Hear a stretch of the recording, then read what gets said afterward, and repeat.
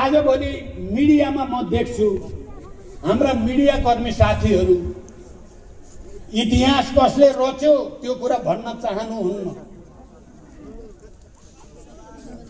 स्टन्टबाजहरूको पछि लाग्नुहुन्छ। आजभोलिका main media सबैलाई दोष दिएको होइन।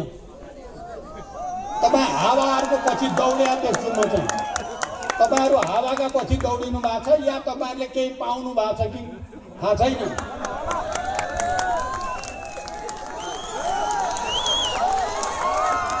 तपाईहरु हेर्नु होला इतिहासको कठघरामा तपाईहरु खडा हुनुहुन्छ। जनयुद्ध र जनआन्दोलनमा रगत बगाउने हजारौं महान शहीदहरूलाई तपाईहरुले अपमान गर्नु भएको छ। 17,000 को ज्यान लिएको भन्ने गर्नु भएको छ। तपाई दुनियामा कुनै त्यस्तो महान क्रान्ति देख्नु भएको छ जहाँ लाखौं लाख जनताको बलिदान नभएको हो? कहीं देख्नु भएको छ? तपाईहरुले भन्ने गरेको तथाकथित प्रजातन्त्रमा पनि र हामीले भन्ने गरेको समाजवादी क्रान्तिमा पनि जनताको त्याग र बलिदान बिना कहीं पनि परिवर्तन भएको छैन। ती 17,000 र सयौं जनआन्दोलनका महान शहीदहरूलाई अपमान गर्ने काम बन्द गर्न म मिडिया कर्मी साथीहरूलाई विशेष रूपले भन्न चाहन्छु। यसको हिसाब किताब नेपाली जनताले राखेको छ।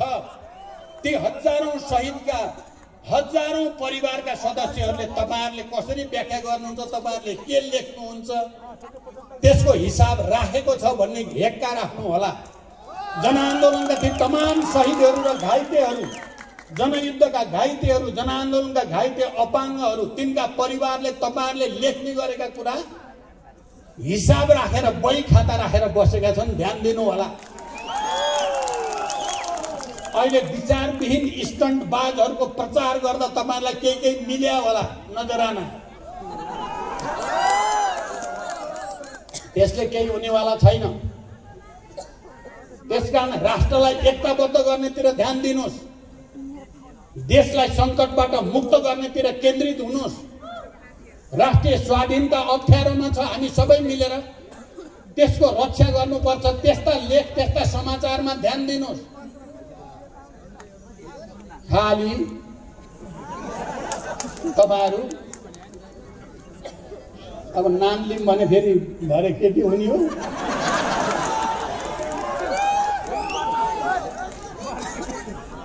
वर्षौंदेखि जसले राम्रो गरेको छ भनेर राम्रो गरेकोलाई डिफेन्ड गरियो तिनीहरूले नै अहिले जुन थालमा खायो त्यसैमा भमिट गरेर हिँड्नु।